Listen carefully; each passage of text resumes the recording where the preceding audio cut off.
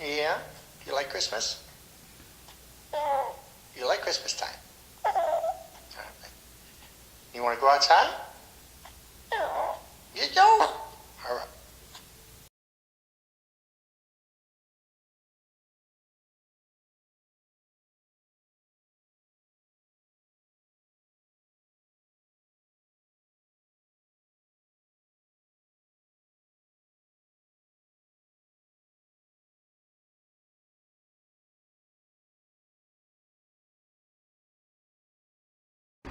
Hi everybody, my name is Seth Cowan and I just wanted to give my testimony for Jesus Christ, and I just want to let you guys know that on Friday the 13th of May in 2016 I passed away from something called a widowmaker heart attack. It's a main blockage of your main artery and only 10% of people live from it. 90% of people die. But I was one of the 10% that lived, and nobody would help me. When I told them I was having a heart attack, they thought I was joking. Oh, you're too young to have a heart attack. One of the people I asked for help even said, "Oh, I'm having a heart attack, ha ha ha," and hung up the phone on me. So, that was my first experience. Was something got me out of that house when I was so weak I couldn't even dress myself. I was so weak I couldn't even walk. And something got me out of that house, dialed the phone, got me. This is all vague. I don't even really remember dialing 911. I don't even really remember getting down the stairs. All I remember is at the bottom of the stairs I was sitting there in like boxer shorts and a tank top, not realizing, oh, I didn't even get dressed. And on top of that, I had ripped one of my fingernails off, and I don't know how that happened either. I got from my bedroom down to the road, and I'm not exactly sure, it was all hazy how it even happened. But as soon as I get down there, as soon as I come back to consciousness, the ambulance was pulling up. So I get in the ambulance, and that was the second experience I had. Was a man by the name of David LaSalvia, who he's my paramedic, and this guy's touched by God for sure, because I've never had anybody tell me I'm having the worst event of my life and calm me down at the same time. This guy's touched by God. He's a paramedic that's meant to be helping people, and he calmed me down in the middle of a horrible heart attack, and I was dying. I died in the ambulance, passed away, flatlined, and saw a white light. And actually, while this is all going down, I can actually hear the paramedic David yelling at me, saying, Seth, what's your pain? The first thing he said was, what was your pain level on a scale of 1 to 10? When I didn't respond a couple times, he says, Seth, stay with me. And then I heard him arguing with the driver, who was a girl by the name of Jessica Belshi. She saved my life possibly 2 times because of her fast driving. But I'd just like to give a shout out to David and Jessica. Thank you guys for saving my life. I really appreciate that. God bless you guys. So, I started seeing a white light while he's telling me, Seth, stay with me. Seth, stay with me. And the first thing I noticed is I got scared knowing that I was dying. And I saw that light, and everything just went away, and I felt better. And I felt calm and relaxed, and I felt like I didn't see him physically, but there was a white veil. That's what I can say. I didn't see a tunnel. I didn't see any of that stuff. I saw a pure white light that was so bright, but I could look right into it. It was like a shop light, but 100 times brighter, but it didn't hurt your eyes. And I'm looking straight into it, and I'm like wondering what's on the other side of that, kind of like, what's on the other side of that? There's got to be something on the other side, but it was veiled is the best way I could describe it. That white light was the veil that kept me from entering heaven or whatever that other side was. I didn't know, but it was a white veil, and I could feel presences. This is another thing that's hard to explain, is I didn't hear voices.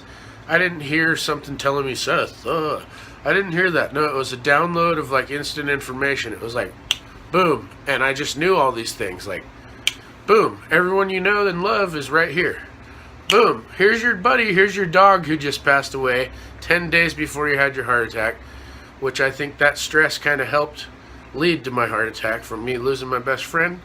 But He was one of the first souls that I felt the presence of, was my dog Blue.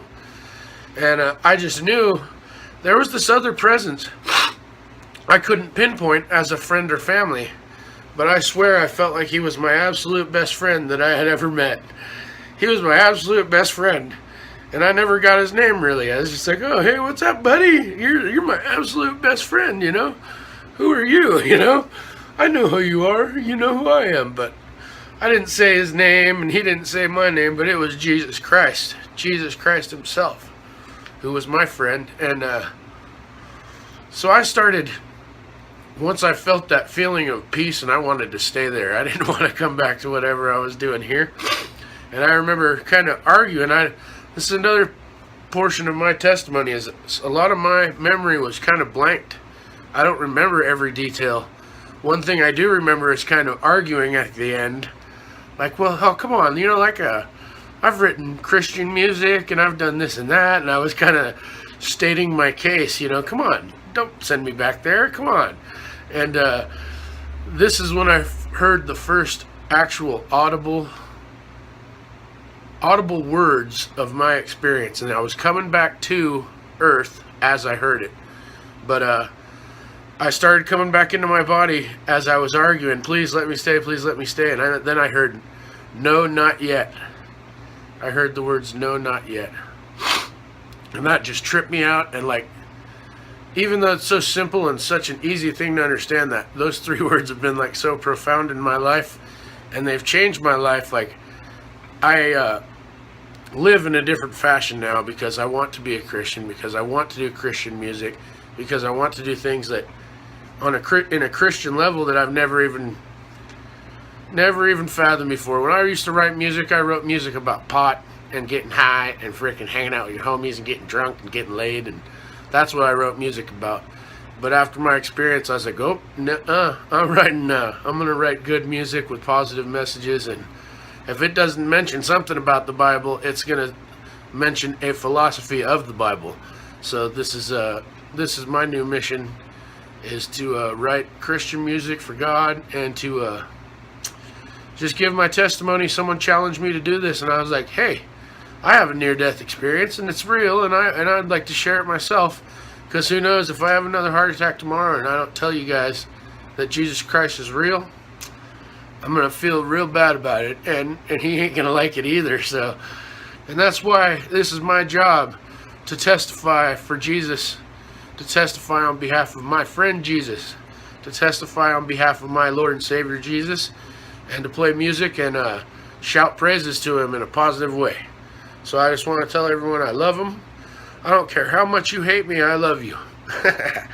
And in Jesus Christ, I just want to say thank you, and thanks for listening. God bless you. Hey, so I wanted to make a YouTube video just kind of to share something that happened with me when I was younger. This is going back all the way in 2010. So in 2010, I was at this party. And to kind of make a long story short, I had a near-death experience. And okay, I'm just going to introduce myself kind of so you know me. Before this happened, I went to church maybe a few times, when I was younger. I was kind of connected to believing, maybe there was something. I don't know. This book says there is, this church says there is. People say there's something else besides us, but for the most part, you just kind of never know, And so what happened was on February 20th, 2010, I was at this party, regular party, and basically one thing led to another, and I ended up dying at this party. I had a seizure in the kitchen. So from other people's point of view, this is what happened. I'm in the kitchen, I have a seizure. Okay, I'm down on the ground, people are surrounding me, and everyone's saying, oh my gosh, is she dead, is she dead? That's what their version was. I didn't see that version. Well, I did kind of, I'll tell you. My version of what happened was I was standing in the hallway, and I saw, you know, yellow caution tape right in the kitchen. So I look and I'm like, what is going on? Why is there yellow caution tape? So I walk down the hall into the kitchen and I see like this big group of people standing there, and then they're all in a circle. I'm like, what are they looking at? Like, what's going on? So I look down into the circle, and I'm at a party. I'm supposed to be, having a good time, but like there's now caution tape, and I'm like, what is going on? I look down into the circle, and I'm in the middle of the circle, and everybody's staring at me, and my body is laying on the ground. And then I am like, whoa. So I try to like maybe communicate with people, or no one can really hear me. I look down, my body's not there. Like I have no body. And I'm just like, what is going on? Like this is just crazy. So like I'm kind of scared. Well, not scared, but I'm like, okay, obviously I died. I just knew at that moment, like nobody can hear me.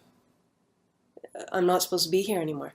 So in that second I realized, okay, I'm dead. I look up.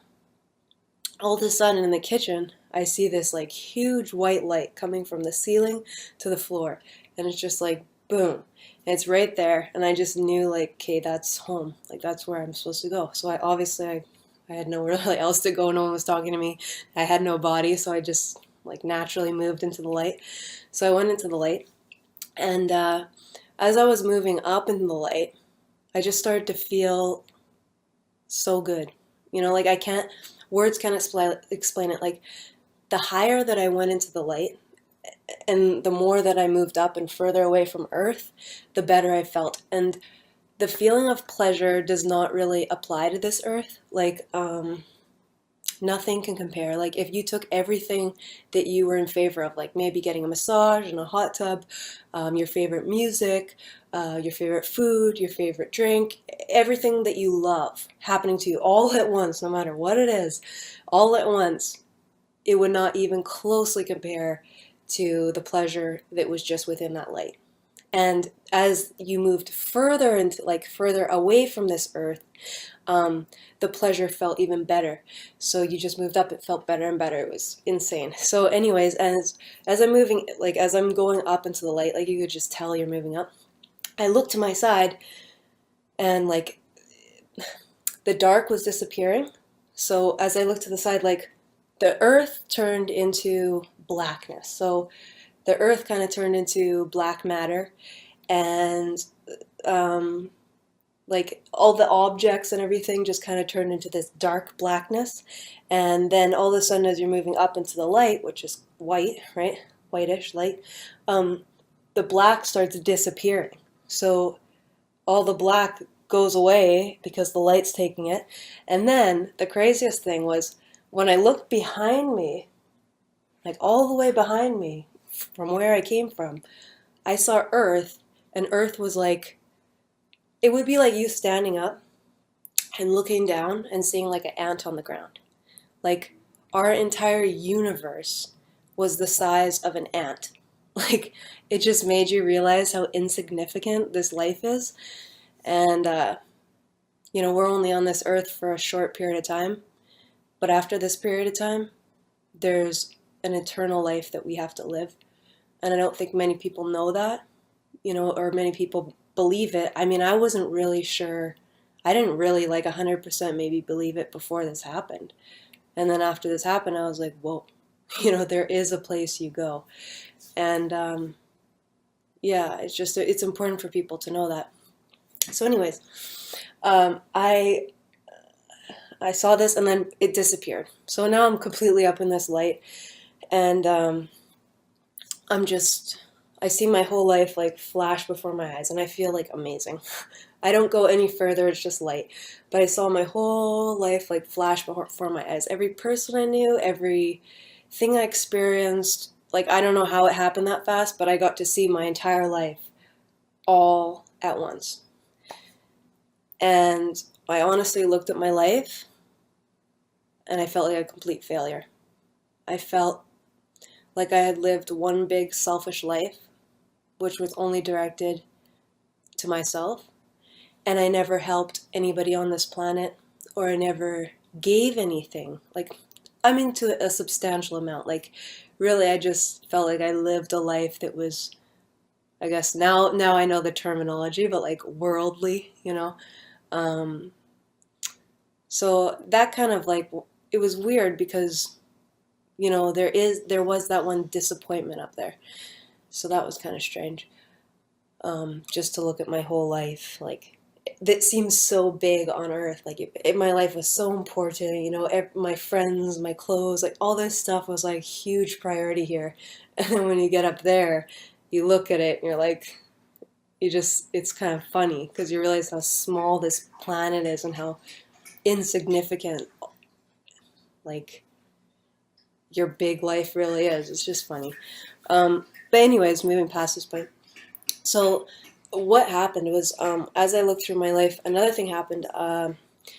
My dog at that time popped out of, like, it almost looked like you know, Mac computer, similar to Mac computer, where like everything flashes, like it kind of looked like that. So everything's like flashing, and sorry, that's my dog drinking water. And he's still drinking water. Everything flashed before my eyes, and then my dog popped out. Okay, my dog popped out, and then this girl popped out, and like like I already felt so much love, but this overwhelming feeling of like love when I looked at my dog. It wasn't really a picture, it was just like my dog kind of. And then this girl, these overwhelming feelings of love came to me. And this girl was a friend, she was really close with me. And yeah. So, and my dog I cared about so much. So I really cared about these things. I felt like maybe I couldn't just leave these behind. So what I said was, just, it naturally came out. Like, I didn't have a body at that time. So it came through my mind. Like, I spoke through my mind. Just like when you talk to yourself in your head.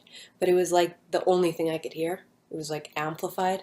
So it would be louder than my voice talking through my mouth, but through my mind, amplified. It was really weird.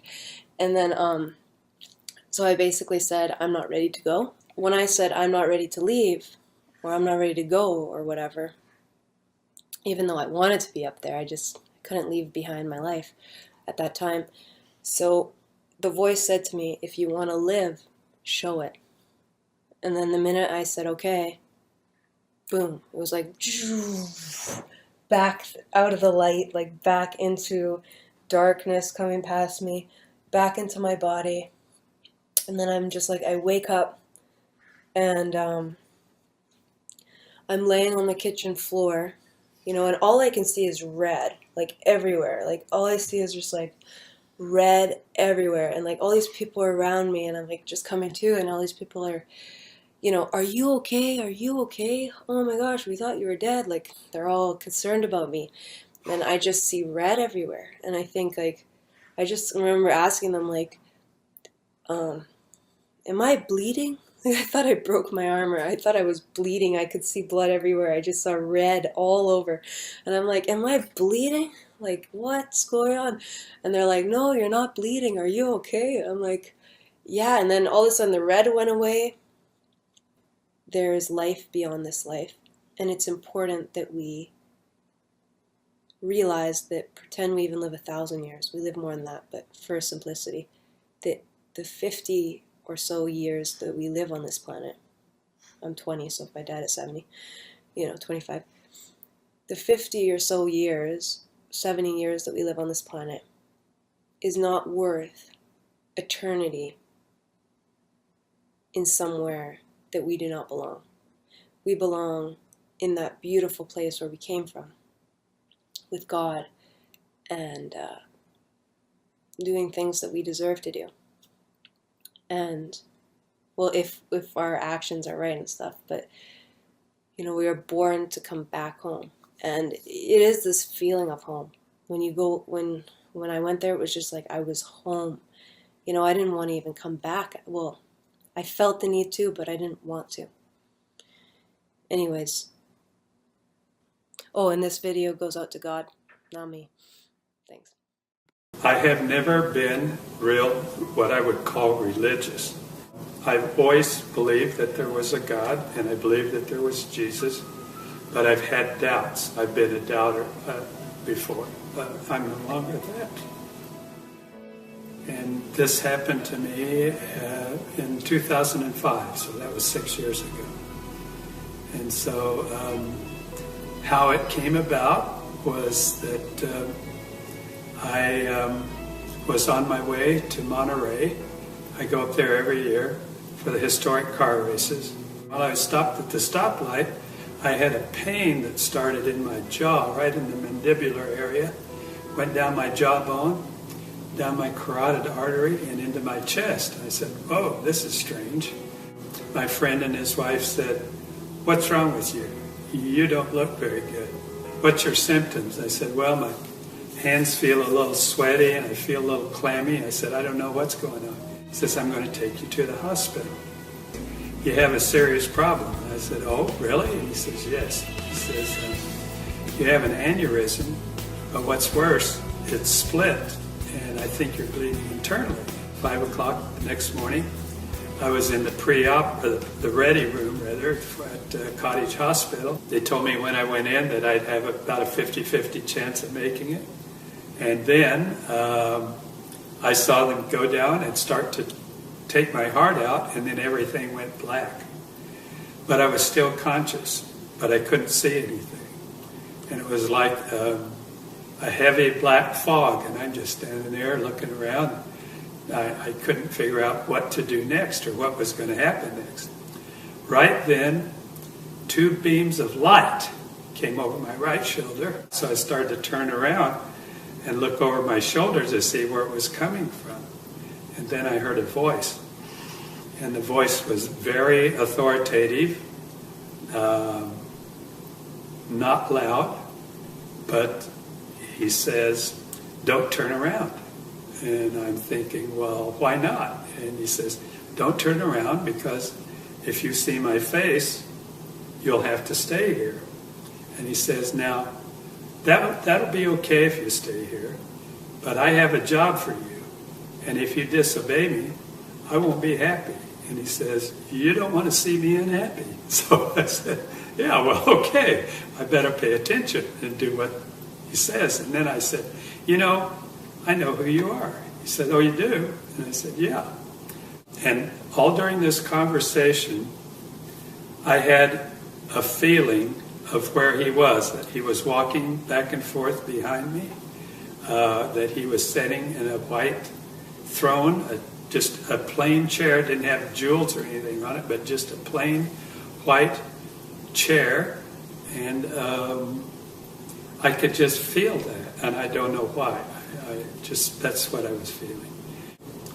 The next thing that happened is he said, "Do you have any more questions before you leave?" I said, I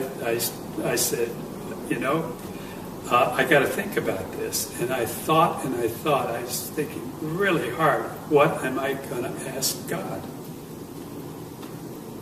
Couldn't think of anything.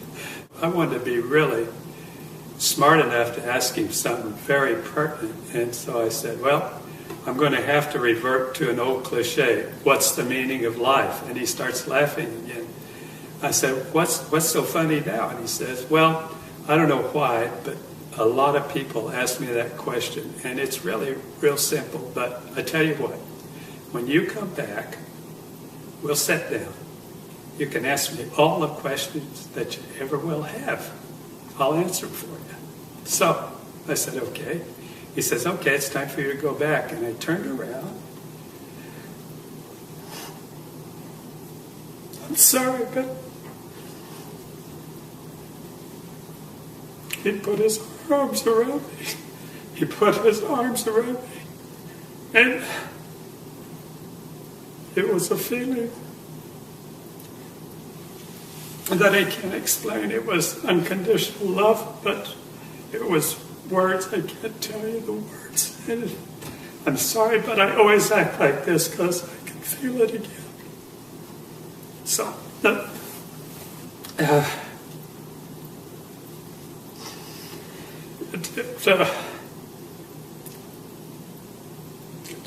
changed my life. And the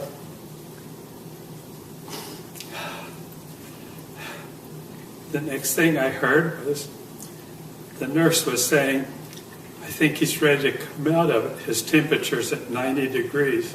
I'll have to tell you that my life has changed completely.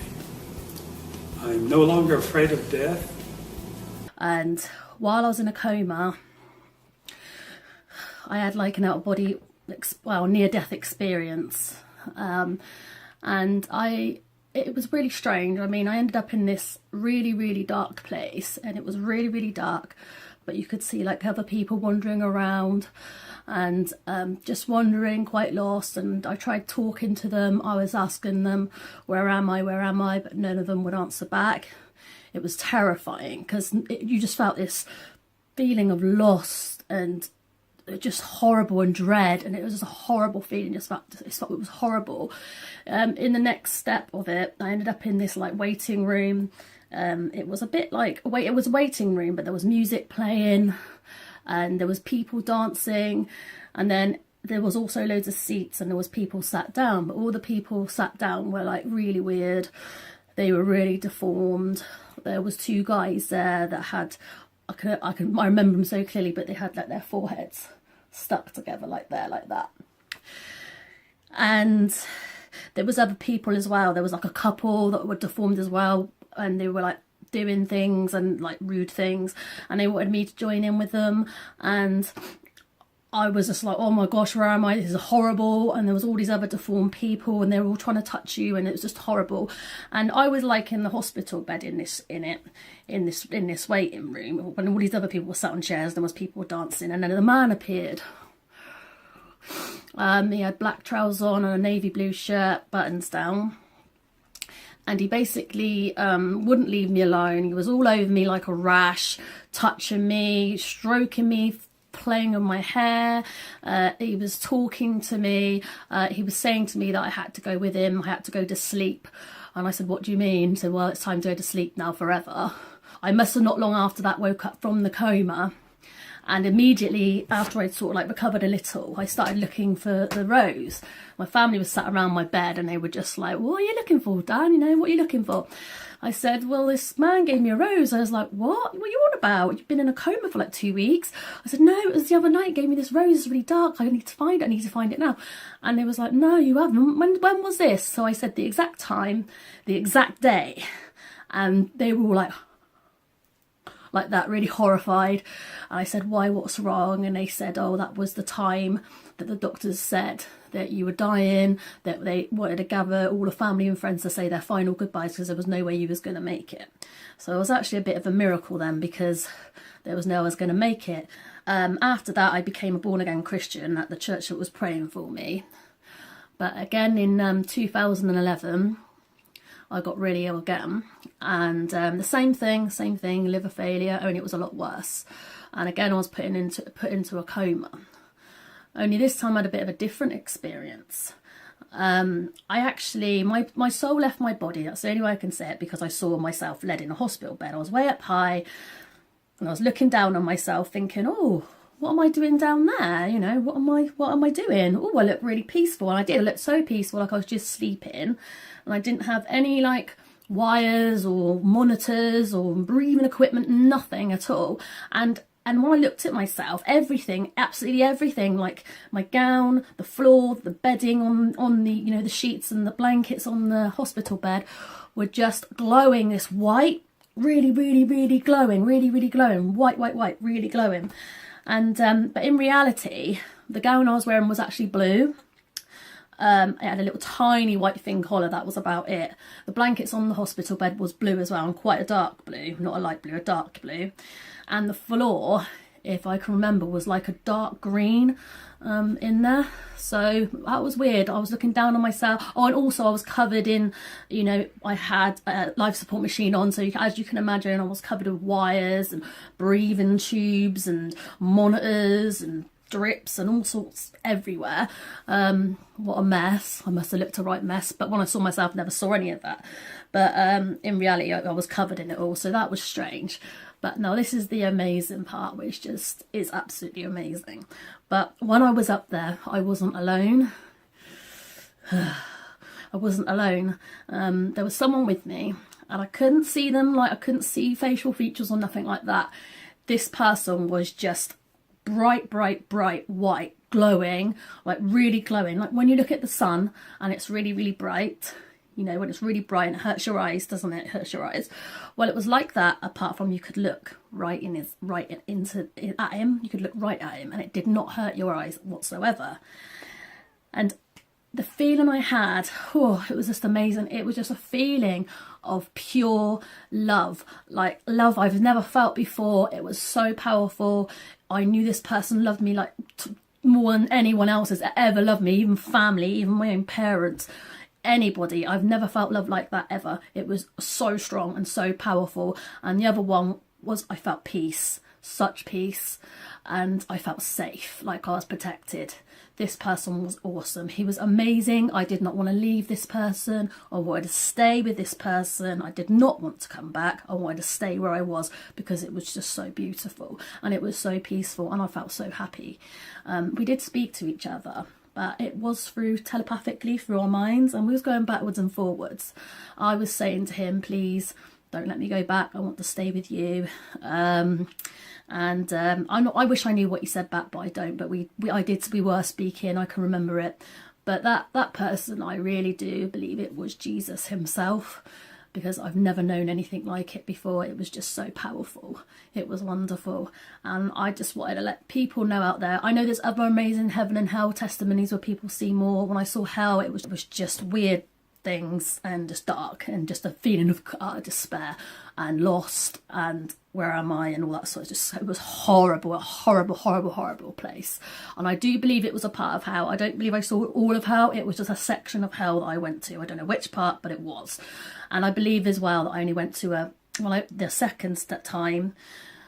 When I saw Jesus, I think I was in a part of heaven, but I didn't see no golden city or nothing like that. It was just, everything was just white. It was almost like being up in the sky. It was just amazing. You know, just please, you don't just die and that's it. I don't care what anyone says. There is somewhere you go after, and it's heaven or it's hell.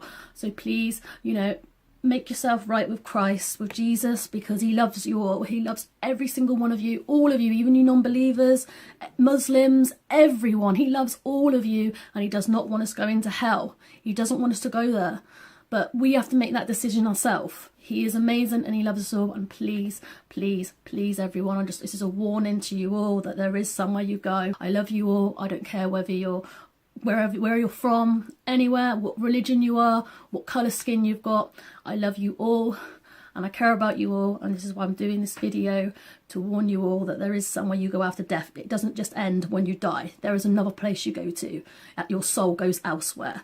It is real, 100% real, I promise you, because I was there myself. I saw, you know, both things.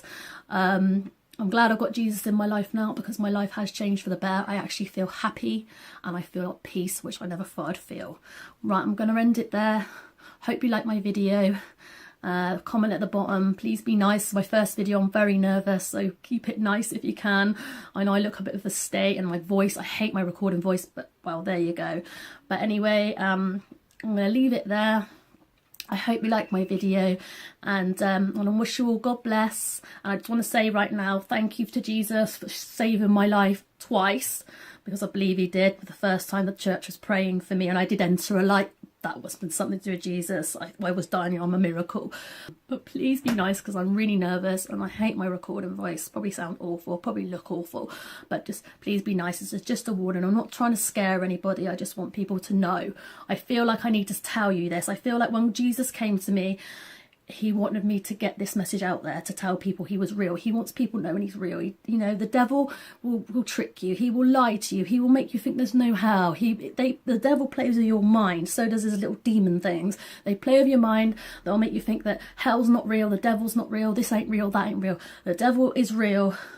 Demons are real. In the Bible, the New Testimony, Jesus casted out many demons. They are real. It's in there. Have a look for yourself. If you don't believe me, it is in there that he casted out many demons. Demons are real, for real. And I've seen some myself. Not dark shadow things, horrible, but there you go. They've gone now because I prayed for Jesus to remove them, and they've gone. There you go. So how can he not be real when my prayers have been answered? I'm just warning everybody out there. You know, just want to get this message across because I do care about you all. Okay, well, thank you. God bless all of you. Bye. Thank you for listening.